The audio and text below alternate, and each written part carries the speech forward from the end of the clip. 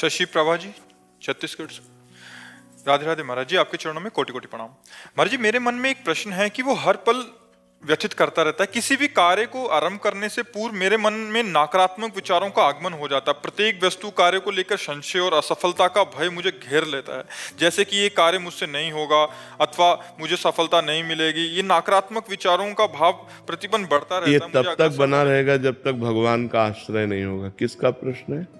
हाँ, जब तक भगवान का आश्रय नहीं होगा तब तक ये बना रहेगा। अगर वहीं ये बात लगा दो कि मेरे में तो बल नहीं, लेकिन मेरे भगवान मुझे बल देंगे, मुझे तो सफलता हो सकता है ना मिलती, लेकिन मेरे भगवान मेरे साथ है तो मुझे अवश्य सफलता मिलेगी।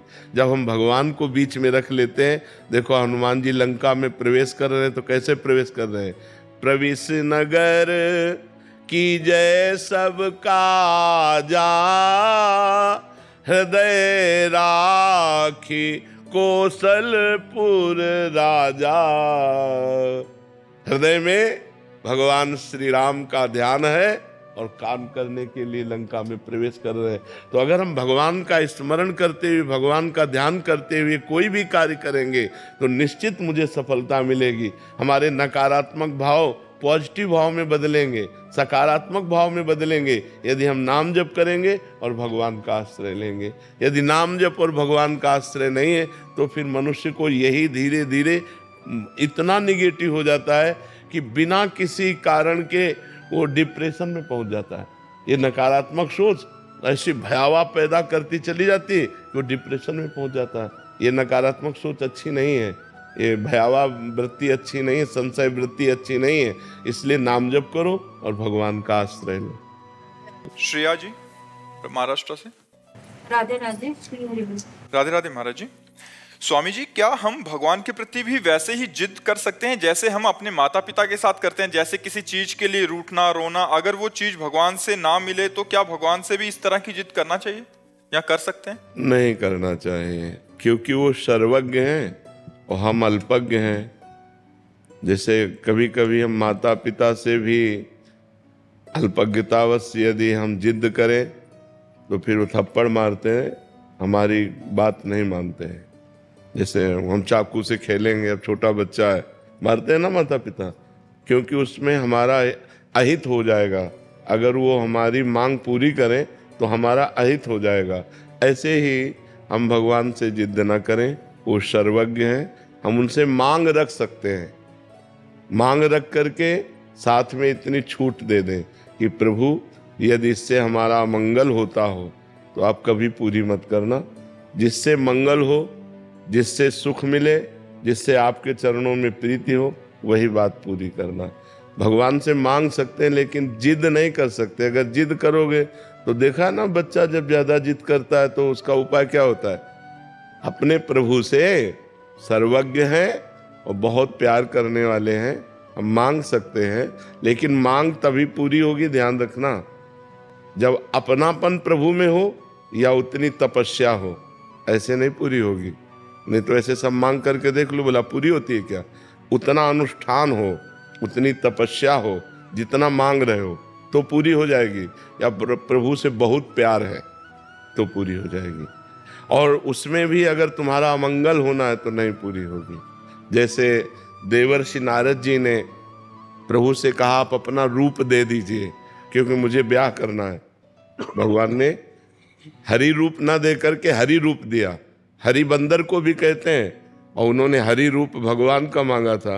मरकट बदन भयंकर देहि, तो वो राजकुमारी देखते ही डर गई, जयमाला की तो बात जाले दो। तो नारद जी को कहीं ब्याह करके माया में फंस ना जाए, इससे बचाने के लिए भगवान ने उनकी मांगी हुई वस्तु पूरी नहीं की। जबकि नारद जी इतने बड़े तपस्वी, इतने बड़े भजनानंदी, पर जिंदगी में शायद पहली बार भगवान से मांग रहे होंगे कि हमें ब्याह करना है, पर भगवान ने नहीं होने दिया, क्योंकि ऐसे ब्रह्मचारी भक्त का अहित हो जाएगा।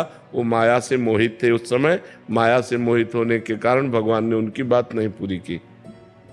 तो हमें ये देखना है कि हमारे भगवान सर्वज्ञ हैं।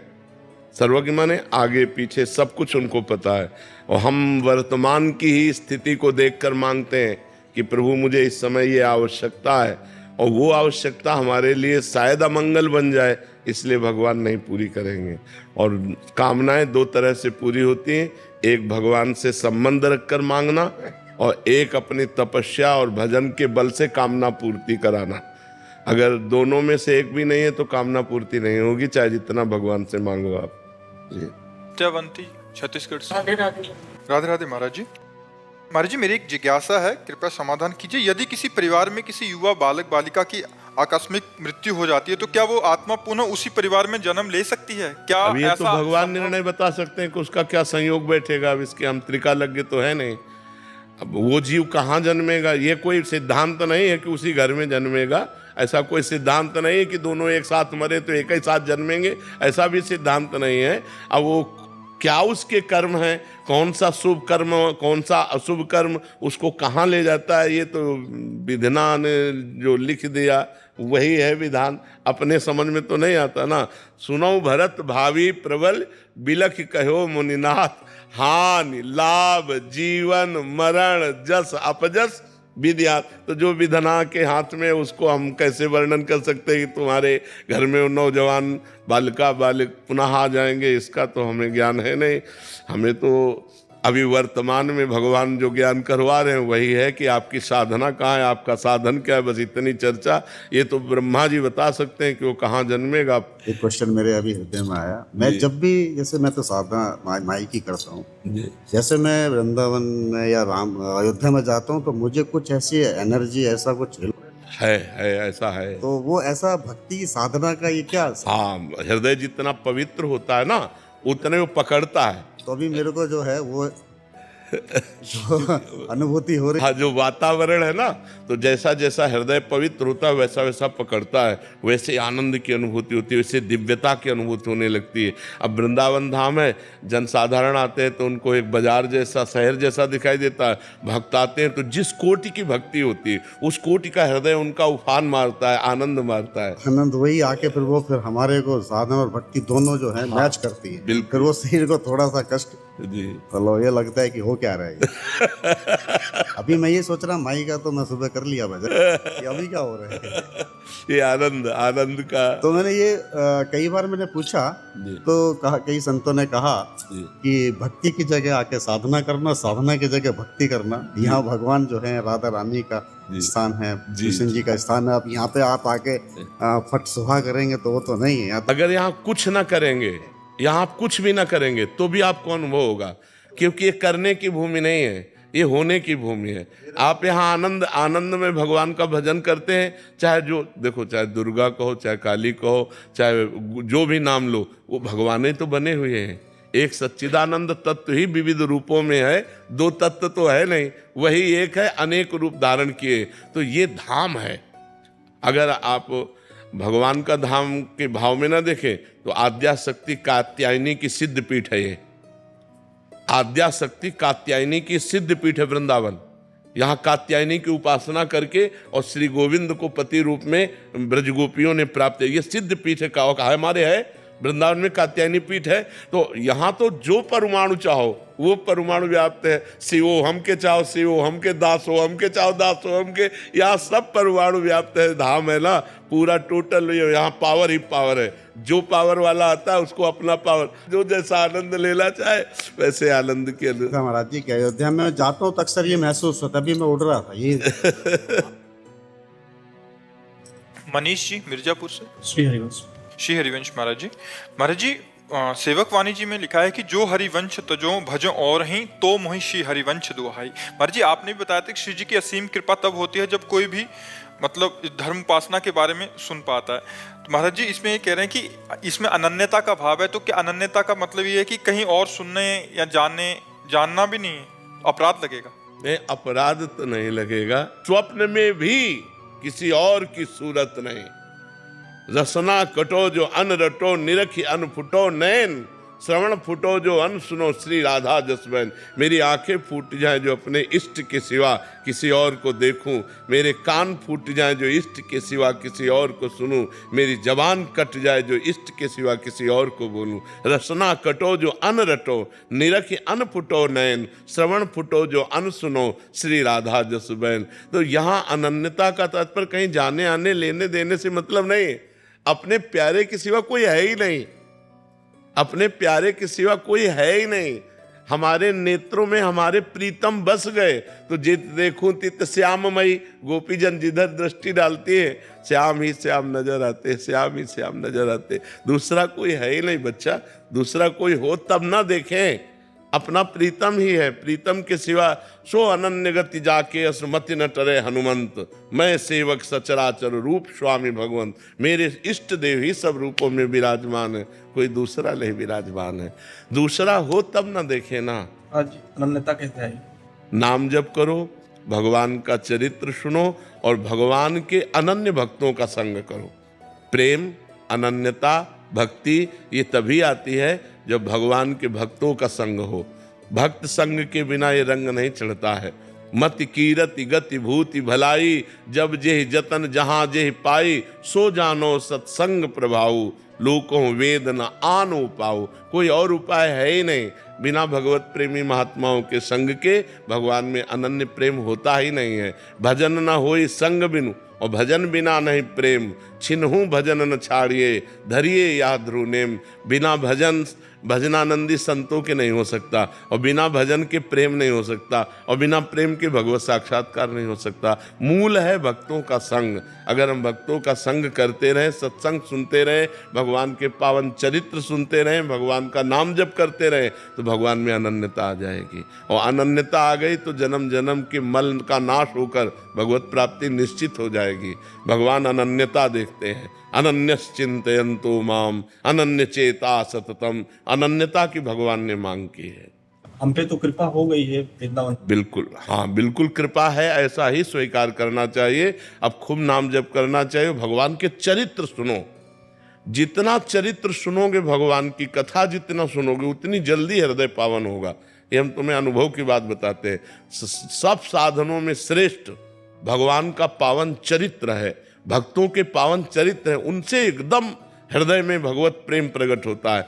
मथुरा की ब्राह्मण पत्नियों ने कोई साधन नहीं किया था, उनके पतियों ने हर शास्त्रीय साधन किए थे, लेकिन उनके हृदय में भगवान के प्रति भगवत भाव भी नहीं था, पतियों के प्रति। और पत्नियों में ठसाठस भगवत प्रेम भर गया था, क्योंकि वृंदावन की पुष्प लेकर के मालिनी जाती है, आज लाला ने ऐसी पोशाक पहनी थी, आज लाला ने अघासुर को मारा, आज लाला ने ये लीला की। सुन सुन के भगवान के चरित्र उनके हृदय में भगवान की मिलन की चाह पैदा हो गई, जो बड़ी दुर्लभ है। और उसी चाह को पूर्ण करने के लिए एक दिन भगवान ने लीला रची कि जहां रोज जाते थे उधर गौवें न लेकर के मथुरा की तरफ गौवें लाए, तो छाछ आई नहीं। खान पान के लिए सखाओं को भूख लगी, तो उन्होंने कन्हैया से कहा, तुमने बड़े बड़े राक्षसों को मारा, ये भूख हमें मार रही है, इसकी व्यवस्था तो करो। तो भगवान ने कहा, यहीं समीप में ब्राह्मण यज्ञ कर रहे, उनको जाओ दंडवत करो, उनसे कहो श्री कृष्ण बलराम आए हैं और वो कुछ भोजन चाहते हैं, वो तुम्हें दे देंगे। वो गए, ब्राह्मणों को साष्टांग दंडवत किया और कहा, जय जय श्री कृष्ण बलराम जी आए हैं और कुछ भोजन की। वो हेरे भी नहीं, ब्राह्मण हेरे भी नहीं, जवाब भी नहीं दिया, क्योंकि उन्होंने देख लिया कि तो ग्वाले हैं।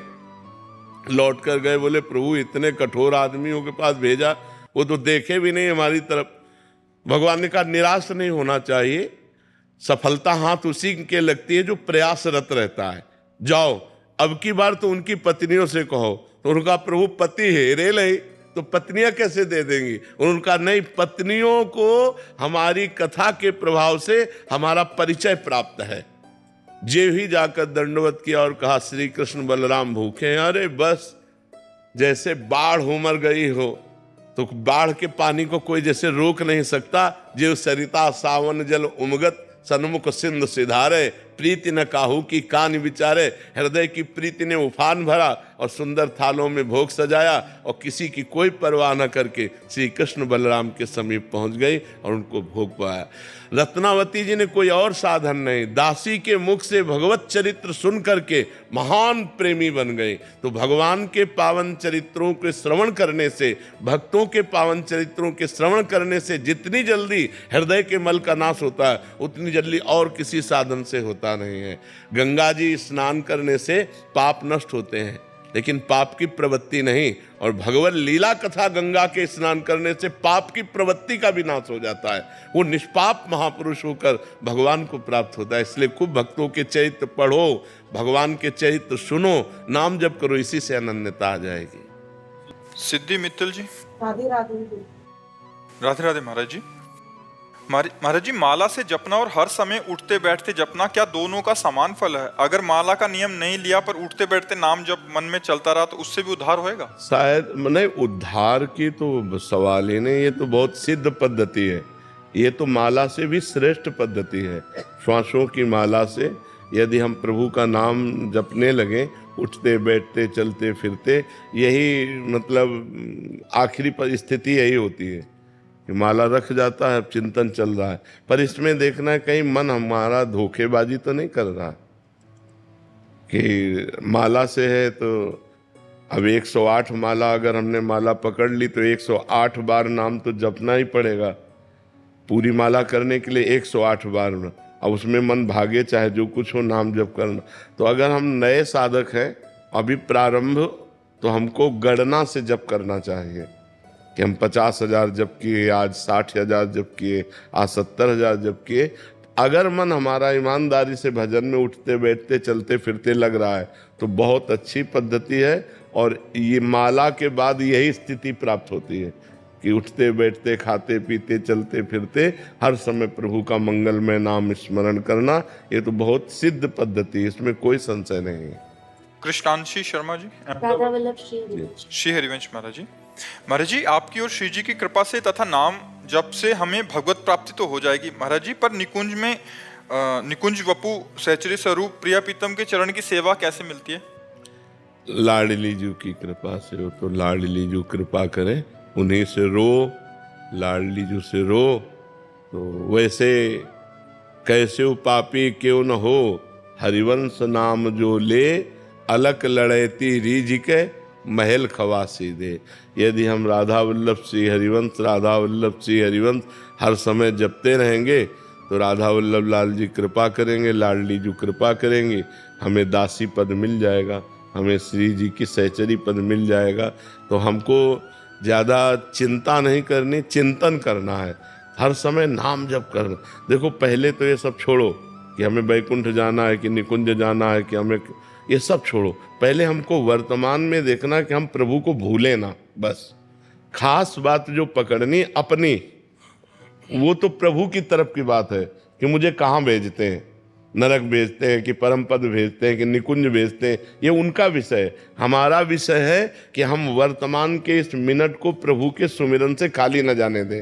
राधा वल्लभ, राधा वल्लभ, राधा वल्लभ श्री हरिवंश, राधा राधा राधा राधा। तो निश्चित जहाँ प्रभु तुम्हारी भावना देखेंगे वहीं पहुँचा देंगे। तुम्हारी भावना में निकुंज में जाओ, निकुंज में पहुंचा दें। तुम्हारी भावना गोलोक धाम जाओ, गोलोक में, वैकुंठ धाम जाओ, वैकुंठ। वो अंदर जानने वाले हैं ना, जो इच्छा करी हो मन माही, हरि प्रसाद कछु दुर्लभ नाही। बस जरूरत है हमें भजन की।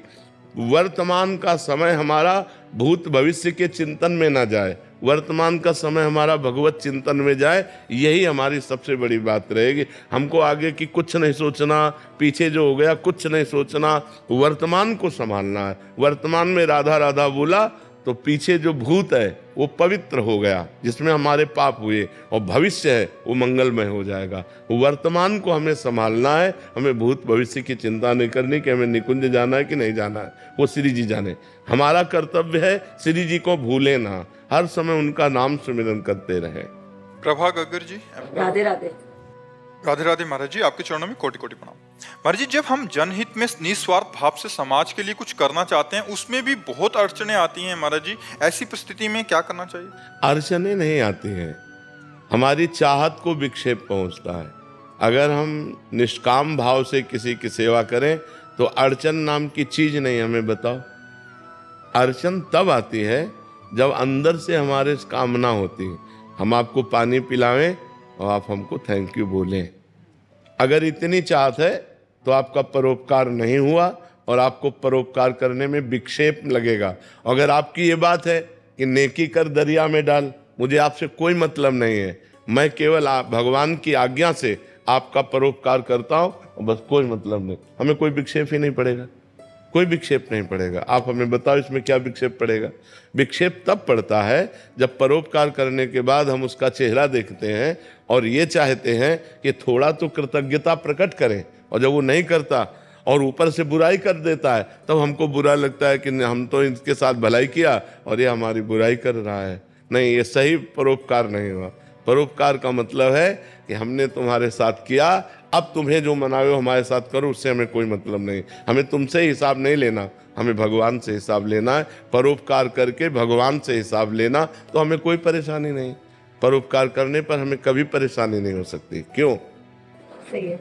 हाँ, ठीक है। डॉक्टर हितेश चंद्र ठक्कर जी, राधे राधे महाराज जी। महाराज जी, आप कह रहे हैं कि आपका एक छोटा सा हॉस्पिटल है, वहाँ मतलब ये बहुत कम शुल्क में इलाज करते हैं और निराधार महिलाओं के रहने और खान पान की व्यवस्था भी करते हैं। महाराज जी कह रहे हैं कि कहीं से भी हेल्प नहीं लेते, बस ठाकुर जी को चिट्ठी डाल देते हैं, कोई खुद से आके हेल्प कर देता तो कर देते हैं। महाराज जी कभी कभी लगता है कि डर भी लगता है कि जब हमें जरूरत पड़ेगी तो हम मदद कैसे मांगेंगे, या मतलब जरूरत ऐसी कभी स्थिति, अभी कभी ऐसी स्थिति ही नहीं आएगी।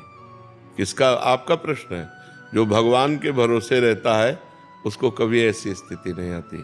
जो किसी से हेल्प नहीं मांगता, एकमात्र भगवान का भरोसा रखता है, उसको जब जरूरत पड़ती है तो स्वयं भगवान निर्वाह करते हैं। ये हम अपनी अनुभव की बात कहते हैं। अन मांगे आगे आवेगो, ज्यो पल लागे पल को, श्री स्वामी हरिदास जी कहते हैं।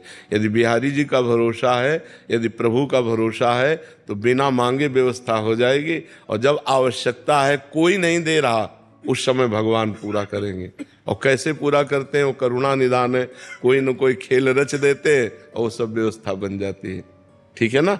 हाँ, आप चिंता मत करना, भगवान के ही भरोसे रहना।